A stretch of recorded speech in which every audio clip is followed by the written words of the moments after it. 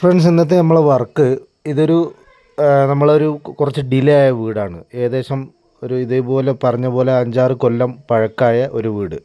അതായത് സ്റ്റാർട്ടിങ് തുടങ്ങി വെച്ചൊരു വീടായിരുന്നു. അപ്പോൾ അവിടെയാണ് ഇപ്പോൾ നമ്മൾ ഇത് ഒരു ഫൈനൽ വർക്ക് നടന്നുകൊണ്ടിരിക്കുന്നത്. അപ്പോൾ ഇവിടെയൊക്കെ നമുക്ക് പറയാനുള്ളത് എന്താണെന്ന് വെച്ചാൽ, നമ്മൾ ഒരു വ്യക്തിൻ്റെ സാമ്പത്തികവും നമ്മളെ ഇലക്ട്രിക്കലും തമ്മിൽ കൂട്ടിക്കുഴക്കരുത്. അതായത് കൺസീൽഡിൽ കേട്ടോ, ഓപ്പൺ സ്വിച്ചുകളും ഇതൊന്നിൻ്റെ കാര്യമൊന്നുമല്ല നമ്മൾ പറയുന്നത്. കൺസീൽഡിൽ നമ്മളൊരിക്കലും ഇവരെ സാമ്പത്തികം നോക്കുക. സാമ്പത്തികം എപ്പോൾ വേണമെങ്കിൽ മാറി മറിയാം. അപ്പോൾ അതിനനുസരിച്ച് പിന്നെ നമുക്ക് ഒരിക്കലും ചുമര് വെട്ടിപ്പൊളിച്ചിട്ടൊന്നും വീണ്ടും പൈപ്പൊന്നും ആഡ് ചെയ്യാനോ വയറ് കയറ്റാനോ ഒന്നും കഴിയില്ല. അപ്പോൾ മാക്സിമം നമ്മളൊരു 1000 സ്ക്വയർ ഫീറ്റ് വീടിന് ഏകദേശം ചെയ്യേണ്ടതായിട്ടുള്ള വയറുകൾക്കനുസരിച്ചുള്ള പൈപ്പ് ഇടുക. എന്നാലേ നമുക്ക് ലാസ്റ്റ് വയറ് വലിക്കാൻ പറ്റുള്ളൂ. അപ്പോൾ റിനോവേഷൻ്റെ ഭാഗമായിട്ടാണെങ്കിൽ വരെ നമ്മൾ അങ്ങനെ ചെയ്യേണ്ടതായിട്ട് വരും. അപ്പോൾ പുതിയ കുറച്ച് പഴയ വീടുകളാണെങ്കിലൊക്കെ ആണെങ്കിൽ നമുക്ക് വെട്ടിപ്പൊളിച്ച് ചെയ്യാം. പക്ഷേ ഇത് പഴയ വയറിങ്, പഴയ വീട് നമ്മൾ ലാസ്റ്റ് ഇങ്ങനെ 5-6 വർഷം കഴിയുമ്പോഴാണ് നമുക്കിങ്ങനെ പ്രശ്നങ്ങളാവുക. എന്താ വെച്ചാൽ പിന്നെ മാറി വരുന്ന മോഡലും ട്രെൻഡൊക്കെ അവർക്ക് ആവശ്യമായിരിക്കും.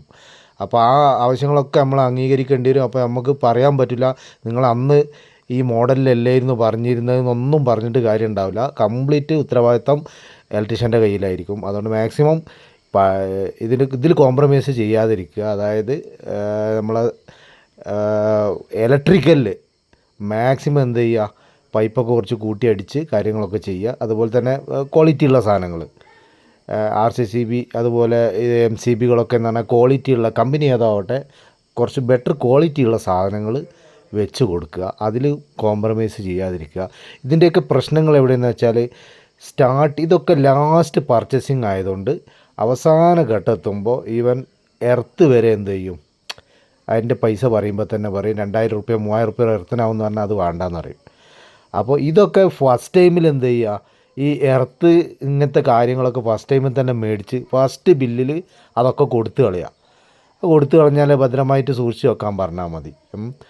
പിന്നെ അതുപോലെ തന്നെ നമുക്ക് ഇതുപോലെ വയറിങ് ഇലക്ട്രിക്കലി നമ്മൾ DB ഒക്കെ ഡ്രസ്സ് ചെയ്യുമ്പോഴൊക്കെ കുറച്ച് നന്നായിട്ട് നമുക്ക് വയറ് വലിച്ച് ഒതുക്കിയൊക്കെ ചെയ്യുകയാണെങ്കിൽ കുറച്ച് വൃത്തി ഉണ്ടാവും. ടാഗൊക്കെ അടിച്ച് ചെയ്യുകയാണെങ്കിൽ.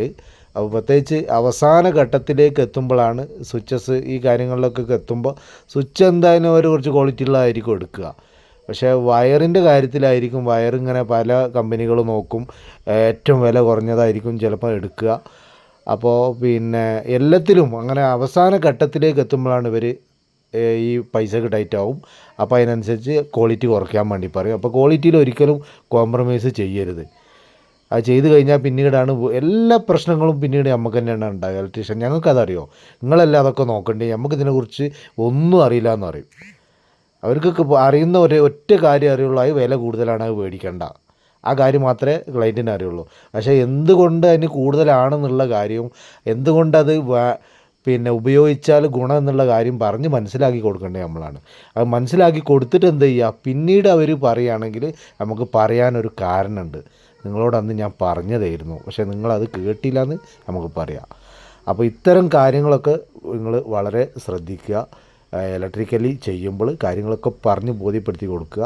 മാക്സിമം വലിയ രീതിയിൽ തന്നെ DB ഒക്കെ അത്യാവശ്യം വിശാലമായിട്ട് തന്നെ, ചെറിയ ഒരു 1000 സ്ക്വയർ ഫീറ്റാണ്, ഇതൊന്നും പോരാട്ടോ, ഇത് വളരെ പരിമിതിയാണ്. അതുകൊണ്ടാണ് ഞാൻ വീണ്ടും വീണ്ടും പറയുന്നത്, കുറച്ച് ഒരു TPN DB എങ്കിലും വെക്കാൻ വേണ്ടി ശ്രമിക്കുക. ക്വാളിറ്റിയുള്ള വയറിങ്ങുകൾ ചെയ്ത് കൊടുക്കുക. ഓക്കെ.